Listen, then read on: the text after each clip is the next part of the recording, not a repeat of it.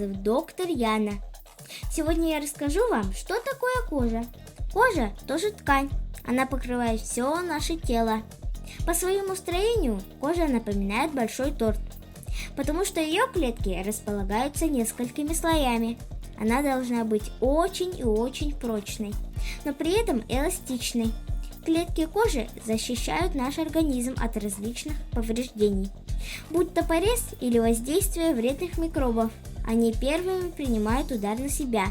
Эти клетки очень быстро растут и делятся, поэтому раны быстро заживают.